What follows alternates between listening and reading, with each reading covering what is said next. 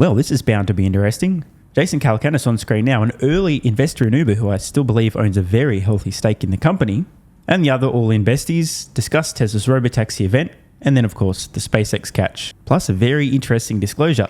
Pretty surprising one, to be honest, for one of the four guys. All right, our boy Elon had a big week. Tesla unveiled 2 new concepts at its We Robot event, and Elon caught a 23-story rocket, the Starship. Here's the Robotaxi and the Robobus. Both of them look really awesome.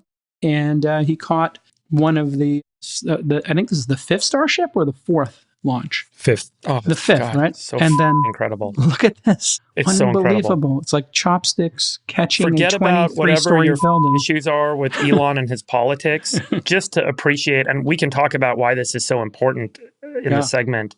But technically, the achievement of this like skyscraper falling out of the sky and perfectly aligning itself to go into that chopstick catching device, it is an absolute marvel of human ingenuity. I mean, And it was the first fucking attempt. Absolutely incredible.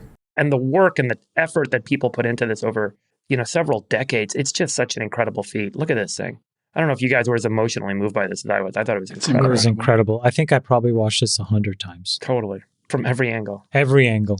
And so the reason this is so important is because these things cost a lot of money. And when they land here, you can clean them up. And I guess his goal is to have them take off again after he fills them with propellant an hour later, Friedberg. So on a science basis, this is extraordinary. What, if this works and you can start lifting these rockets. You don't want it to have feet. A, it's heavy. And then B, you have to lift them up in a way that just complicates the entire refueling and cycle time process. So by catching it, you put it right back into place and just go again. Unbelievable. Right, you just catch it and go again. I can kind of walk through these numbers. So obviously the big objective over time is how cheap can you get it to put material into space. We need a lot of material to go into space if we're going to do things in space, particularly if we're going to go build a colony on Mars. And so this shows you over time the cost per kilogram, which is the key metric in this industry, to launch material into low Earth orbit. And you can see here how SpaceX has dramatically reduced the cost. I remember when the small sat era began in the 2010s. Do you guys remember all these startups that were starting to build like little small sats and put them up to do imaging and comms and stuff?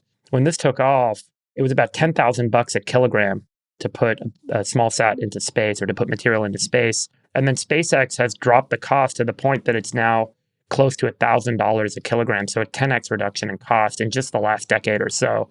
And that's why SpaceX just dominates the launch market. But Elon's always said that $1,000 a kilogram is too high, but his objective has been to get the cost down to $10 a kilogram.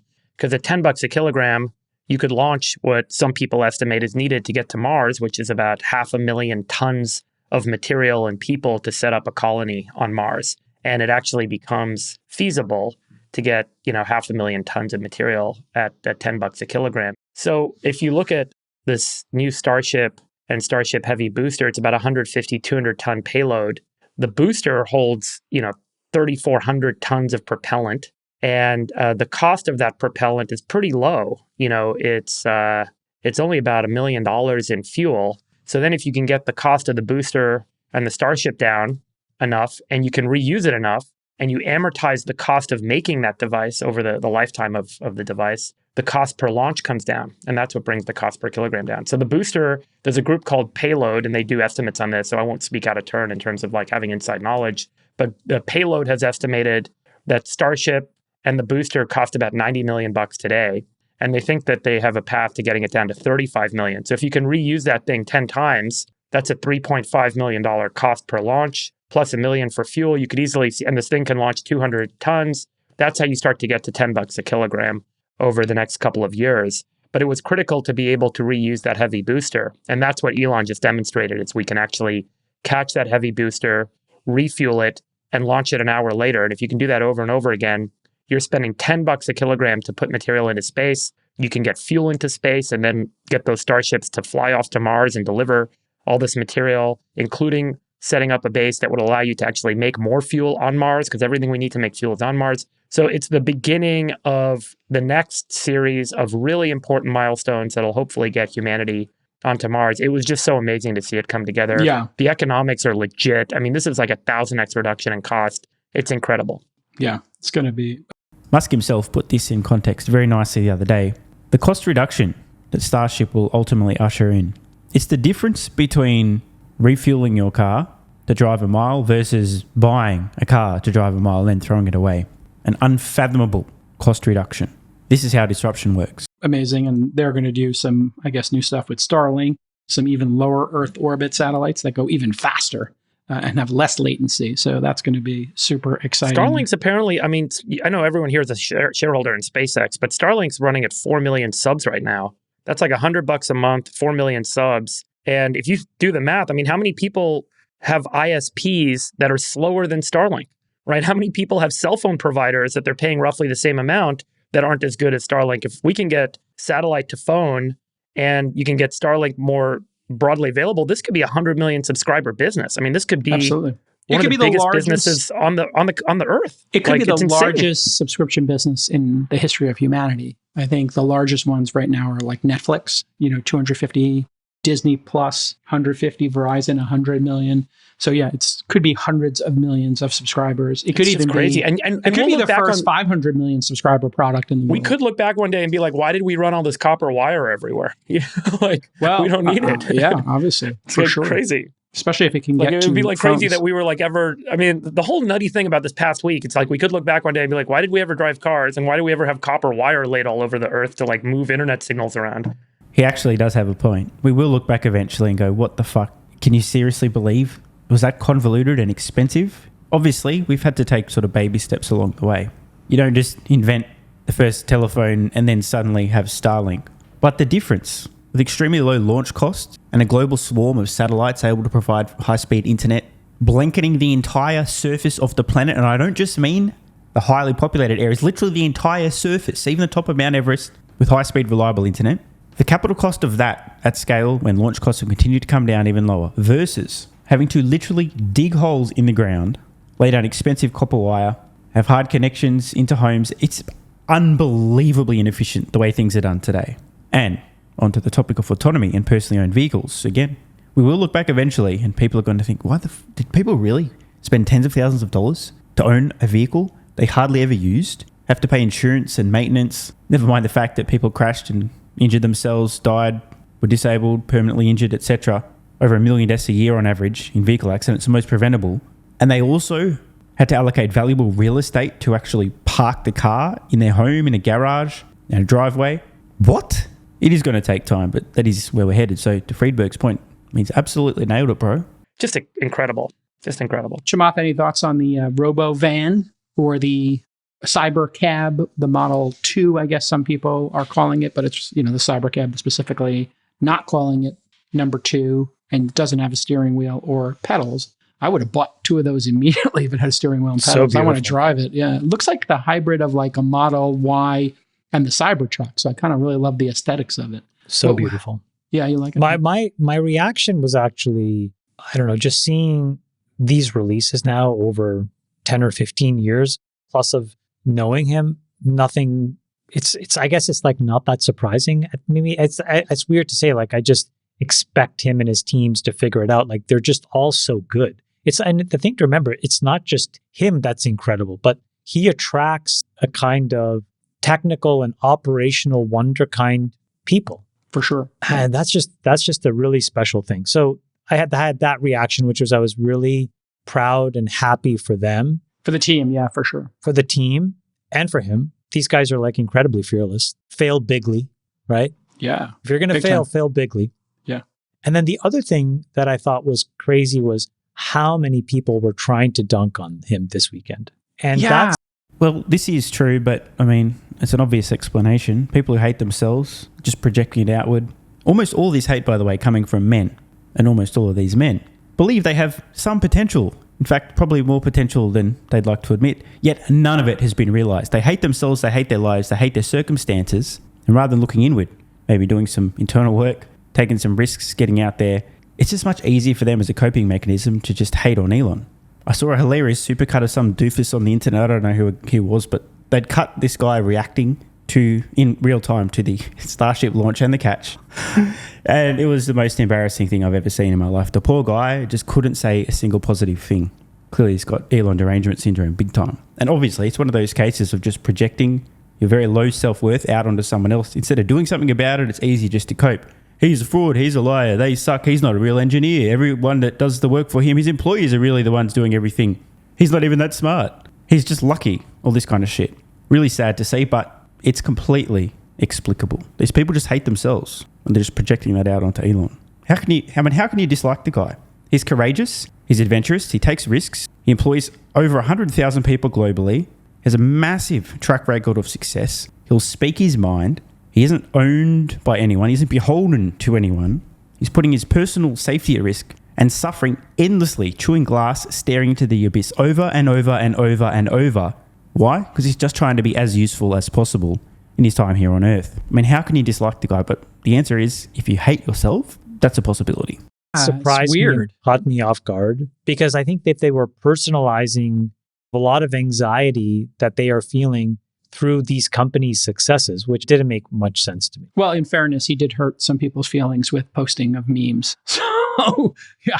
I mean, it makes no sense. Like, the guy's like going to save 30,000 road deaths a year in the United States with self-driving, and people are losing their minds over a couple of memes or who he's voting for president. I don't think you have to worry about that. You can just look at the products; they speak for themselves. Anything, Sachs? Any response on the Tesla front? Any thoughts on the bus or Optimus? I mean, they're both very exciting products. I don't think I've got a lot to add. Yeah. I love the bus, Freeberg. I think that thing could become like mobile homes are, ADUs, and you could just send them to... Wait, can we buy them or no? Well, no, not... Spoiler alert, there are going to be a bunch of variations on this product, including an RV version, although I think the commercial pseudo bus is going to be first. But mark my fucking words, you will be able to buy this eventually as an RV, #van life. Not right now, but I think that might be, that's going to be a big all question. His kids in one. I need it for all my kids. Yeah. Well, see, if this was a platform like the Mercedes Sprinter vans have become, that you see a lot in Europe, then that is exactly what is going to happen. You could buy an empty one of these. It's got enough battery life to last a month. And then let's say you had your in-laws over and there was one that was set up as like a one bedroom. You could click on Airbnb or, Tesla B&B, press a button, and the thing could drive to your driveway. You could rent it for a week and then it could leave. Or let's say 1,000 people or 10,000 people were displaced because of a hurricane, Freeberg.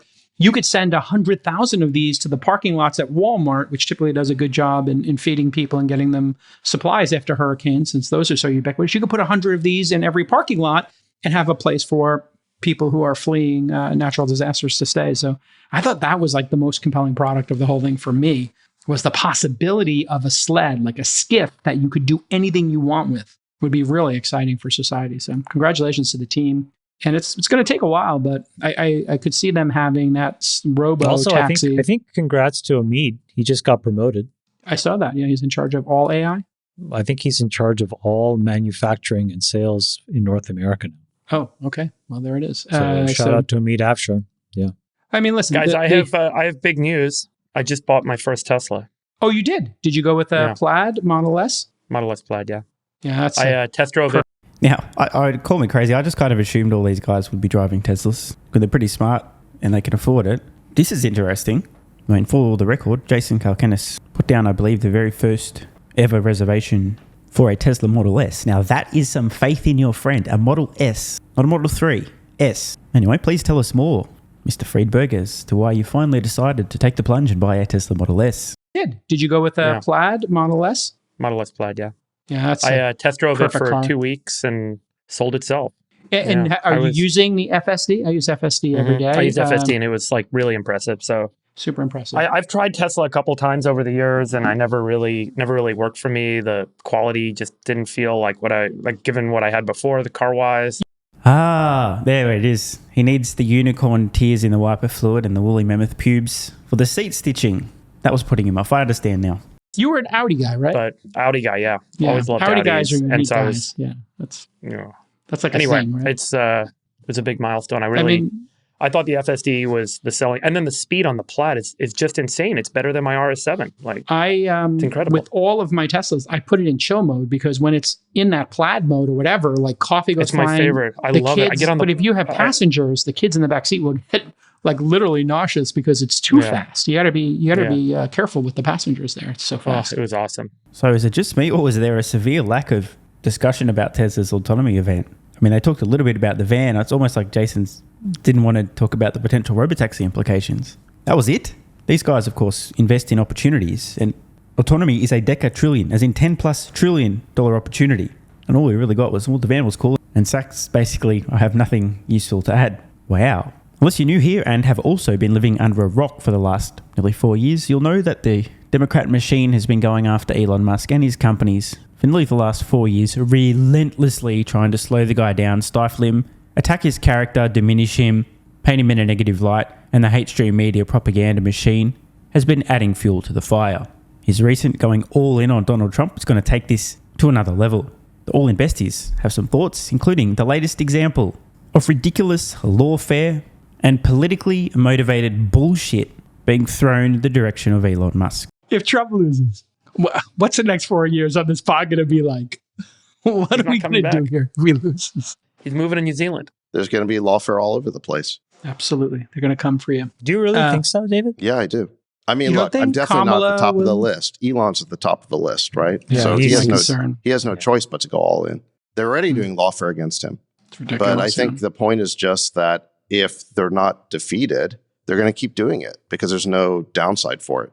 I will comment on the California Coastal Commission ruling that was based on Elon's political tweets, which is why they stopped additional launches out of Vandenberg. What? First of all, how the California Coastal Commission has authority over Vandenberg and the operations, it just seems to me like there's something wrong. The Coastal Commission was set up with the Coastal Act in 1976 in California as a way to give the beaches back to the people and the public and create a commission to regulate building along the beaches. It has since grown into effectively a much larger entity with much more authority, which potentially after the Chevron ruling in the Supreme Court may get peeled back and may get dialed down. We'll see what happens. But as of now, they have the ability to block launches out of Vandenberg, which they did. And in their decision, they said it was because of Elon's political tweets. Again, starting at the beginning of the show about the success that they had with the Starship this week, it's incredible. It deserves to be recognized on the merits of what they accomplished. But to bring in his political tweets to make a decision about the progress of SpaceX and allow public space to be used to further that cause and further that activity seems to me abhorrent, and it's ridiculous. And it also has to be illegal. I mean, hello, free speech. By the way, the funniest thing, I just have to say this, how fucking stupid are the morons who admitted they've made this decision based on Elon Musk expressing his thoughts and opinions? I mean, if you're going to do something illegal and ideological and politically motivated, and again, keyword here, illegal, surely you're not dumb enough to admit what and why you've done it. But here's the problem. If you happen to live in a thought bubble in, say, for example, California, and everyone that you know knows that 1, Orange Man bad, and 2, Elon bad, you're so fucking stupid you don't realize, don't even consider what you're doing might be illegal, because everyone around you, it's a gigantic circle jerk. Elon bad, Orange Man bad, constantly. I just can't believe it. You have to understand, guys, how stupid and insulated you need to be to think it's okay to do something like this and to be dumb enough to say it out loud. Guarantee, by the way, Musk has filed a lawsuit. He will win, and they'll be held to pay. It's exactly what's wrong with the bureaucratic morass that a lot of these institutions have grown into. And this was do you think they're going to be 6-4. pro or con SMRs? Exactly, yeah. Wait, did he just say SMRs? Grown into. And this was do you think they're going to be 6-4. pro or con SMRs? Exactly, yeah. No, I can confirm, I guarantee absolutely no question, Californians are 100% anti-SMRs. Serious, do you think they're going to be con, for sure, they're con Coastal Commission? What the Coastal Commission does is they block everything. They block everything, and they do pictures of the entire coastline. If you build like a shed on your beachfront property, they will know it, and they come to you and they're like, no sheds. You cannot build any structures on the beach. They're just like really, really but look, hardcore. it's a values decision that the state of California made in 1976. The state of California, the citizens voted and said, we want to preserve the coastline. And I think that that's a reasonable value for them to assume and vote for. And it was a majority vote. And so they established the Coastal Commission. But how the Coastal Commission extended into having authority over Vandenberg and launches from there for SpaceX, to me, is part of this kind of administrative, growth. Like we see all these administrative bureaucracies get started that have a very simple objective: preserve the California coastline. But now they have authority to determine whether or not launches can happen at and an this Air Force is base. one person is where at the Coastal Commission referenced his tweets, and Her name was, of course, Karen McCarran. the vote was 6-4 to increase these. So who is this No, one but she person? did it in an official context. I think she was like retweeting it. There's like a tweet from her. Yeah, this is what I don't She was understand. taking credit for it. I mean, in a way, She's she does proud a of it. favor. It's like She's that, proud of yeah. it. She said the quiet part out loud. Yeah. So in a way, she does a favor, which is she acknowledged that all of this lawfare against SpaceX and Elon is political. She basically pleaded guilty to it. Look, she's proud of it because she doesn't think there's anything wrong with it. She thinks this is her job. As a bureaucrat, she's supposed to punish people who tweet things that you're not supposed to say. That basically is what it comes down to. And I mean, this is the truth about lawfare. They're using the agencies of the federal government to exact reprisals against their political opponents. And if there's not a punishment for that, it's going to keep going. And they filed Elon's filed a lawsuit, and it's a 6-4 decision. So I think By the way, the there's Biden-Harris administration could stop that. They could say no more lawfare, but they don't do that because the tone was set from the top. and Trump is saying he's going to be a dictator and he's going to do a bunch of lawfare when he gets in there. So No. Okay, that is the most, I was going to say a word, don't want to get cancelled. That's the dumbest thing I've ever heard Jason say. I cannot. All right, you know what? David Sachs is going to debunk this. I don't even need to go here. But this fucking dunce must actually watch the fake news. God damn it. Anyway, Sachs will say it more eloquently than I can. Here it's coming. both he of these said the sides got to opposite. settle it down. That's exactly what he said. This has been another that's amazing. another misquote. Okay, Jake, you can't wrap a show like that. That's just not cool. I'm just trying to wrap up so we can move on. Well, But Yeah, see, this is the old drop and run tactic here. Jason just said some total bullshit and then trying to move on. This is completely false, by the way. Trump is on the record repeatedly being asked in podcasts and long-form interviews, will you seek retribution in the same way that the Biden administration and others have been coming after you? He's specifically said no. The whole point is to move past it. He could, but he won't. This is not something I'm making up. I've watched a bunch of his content, okay? I've seen what the guy has said with his own mouth repeatedly. He's more focused on American prosperity than seeking revenge upon political opponents. And as for the supposed dictator comments, I can't fucking believe how dumb Jason is. The context of these comments was Trump specifically saying, I do not intend on being a dictator. However, on day one, yes, I'm going to close the border immediately and drill, baby, drill. That was the context, okay? In other words, I will immediately do whatever it takes to stop the flood of illegal, unvetted immigrants into the United States, which is a fucking national emergency, and massively drive the prices of energy down. Once that's done, I won't be a dictator. That's literally the quote. This is what he talked about. I can't believe Jason is this dumb. Actually, I can. I mean, he's got severe TDS, but the fact that he'd say that on a podcast to a massive audience and not understand the context of these comments is just astonishing. Bro. And don't make a sly comment. Like, just do something else. Talk about something else besides Trump at the end. Like, I'm just giving my opinion. I'm not allowed to give my opinion on the show. what My are opinion you is- grateful for right now in your life? I'm grateful for you doing all the work on the events and making them spectacular. I'm really excited for Sachs live from Mar-a-Lago. Oh, God. I will totally go to Mar-a-Lago for election night. Can we get a booth there? That would be hilarious. You keep saying it. It's not clear you would be invited. Yeah, exactly. Of course I'm invited. Trump loves Jake, me. I don't know Jared if you Kushner remember, but loves neither me. you I'm nor friends with I- everybody. Neither you nor I gave the hundreds of thousands of dollars per ticket to go to dinner with Oh, Trump. please. Trump loves me. He He enjoyed invited, his time. it's very selective. It's for friends. Chamath can get an invite. I mean, okay, I'll do it remote. That's fine. You can do it remote. That's fine. You don't want Jake out there? That's fine. So go with me. Wait, when is the election? I don't want to be at at a party I'm not invited to. It's That's in for sure. I'll throw my It's own. in 2 weeks and 3 days, 4 days. Yeah, coming up. November 5th. Please It's don't October disappoint. 25. It's like just waiting every day for it to drop, whatever it's I gonna just be. hope whoever wins like significantly, so we don't. Significantly. Yeah, Agreed. please. Spoiler alert, they will. Trump by a massive landslide. Been predicting this for months. The media will tell you it's close, it's tight, it's neck and neck. There's nothing in it. I look forward to revisiting these comments. Just a couple of weeks from now, my prediction again, a massive landslide flipping most of the swing states, a huge victory margin for Donald J. Trump, which by the way is an incredibly positive thing for Tesla. Now that said, I do need to disclose that I'm currently batting 0 from 2. I thought Trump had no chance in 2016. at the time, I wasn't really interested in what was happening politically, especially in the US. I wasn't paying a lot of attention, but I thought, come on, no way. A TV reality star is president. But then I started paying more attention. How did this happen? 2016, I thought there's no way he loses. And I have some private messages, actually, I recently reposted on X saying when most of the counting was done around 2 a.m. or so, basically Trump's got it in the bag unless there's a huge change after the mail-in ballots are counted. What a surprise. So I was wrong on that too. I thought there's no way he's losing 2020. And I'm adamant it's going to be a landslide in 2024. So currently batting 0 from 2. Just putting that out there. Want more content? Early access? Bunch of perks? Click the links in the pinned comment. AG1 is awesome. I've been taking it daily now for more than 3 years. It's a great way to fill in nutritional gaps. It's packed full of vitamins, minerals, and whole food source nutrients, plus has prebiotics, probiotics, and adaptogens to improve gut health, regularity, and help your body handle stress. I'm always looking for an edge to help me feel and perform my best, which is why I haven't missed a day of AG1 for more than 3 years. Just try it and see how you feel. Click the link in the pinned comment or head to drinkag1.com/SMR and get yourself a free 1-year supply of vitamin D3 plus K2 and 5 travel packs. This is what viewers of the channel had to say after trying AG1. I feel like I have a lot more energy since I started on AG1. Just got my AG1 in the mail. Legit feeling the effects after day 3. 3 months ago, I started AG1 and have been enjoying the evenness of alertness and energy that lasts the day.